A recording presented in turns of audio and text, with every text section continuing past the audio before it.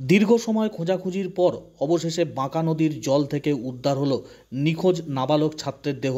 ঘটনাকে কেন্দ্র করে শোকের ছায়া বর্ধমান শহরের আলমগঞ্জ আজিরবাগান এবং মাটিরবাগ এলাকায়। সামগ্রিক ঘটনাকে ঘিরে তুমুল কান্নার রোল এলাকা জুড়ে।